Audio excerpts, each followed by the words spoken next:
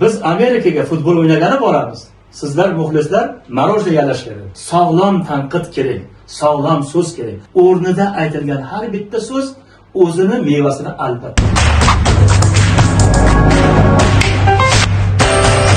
Ustoz adabiyotni so'z san'ati deymiz, so'zni qudrati, sehri, o'ziga tortadigan jozibasi borligi haqida ko'p gapiramiz, ko'p yozilgan bizdan oldin ham.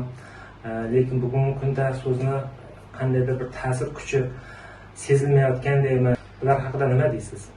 Gapirmang, haqiqatan ham so'zni qadri tushib borayotgandek. Bu degani butunlay tushib ketdi, so'zdan mahrum bo'lib qoldik, uni ta'siridan mahrum bo'ldik degan xulosaga kelmaydi. O'rnida topib aytilgan so'z hali hanuz o'z ta'siriga ega ekanligini hayot ko'rsatib turibdi. Otalar, bobolar aytgan so'zlar farzandlarga 20 yildan keyin, 30 yildan keyin yetib boradi. Chunki o'sha so'zni tushunish darajasiga yillar o'tgandan keyin, tajribalar to'plangandan keyin ular qalbi ochiq bo'ladi. O'sha so'zni ta'siri yetib keladi. Yoki bo'lmasam jamiyatda aytilgan tanqidlar ham to'g'ri bo'lsa, halol tanqid bo'lsa, halol so'z bo'lsa, masalani mohiyatiga qaratilgan bo'lsa, ta'siri bugungi kunda ham bilmaydi. Mana uzoqqa bormaylik, kuni kecha O'zbekiston futbol jamoasi jahon chempionatiga yo'llanma oldi. Necha 10 yillardan beri harakat qilib, mana 34 yil deyilyapti. Mana yo'llanmani oldi. Va nihoyat. Shuni qarang, o'sha komandani tarbiya qilganlardan biri, bosh treneri, o'sha Kapadzeni, o'sha bir blogerga bergan javobini eslang. O'sha javobida bitta gap aytdi. Biz Amerikaga futbol o'ynagani boramiz. Sizlar muxlislar marojna yalash kerak, yeyish kerak. Bu so'z kimning so'zi edi?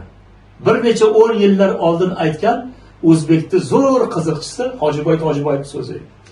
U ham o'sha jamoamiz o'sha yaxshi o'yin ko'rsata olmasdan, har O'zbekistondan tashqariga chiqib keta olmasdan, O'zbekistonda qolib ketaverganida alam qilib aytgan edi.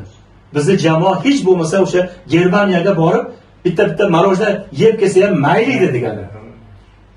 Shunda mana shu narsa ko'ryapsizmi, o'sha so'z to'g'ri aytilganmidi? To'g'ri aytilgan edi. To'g'ri tanqidmidi? To'g'ri tanqid edi. Va o'sha so'z aytilgan paytda Kapadze futbol o'ynardi.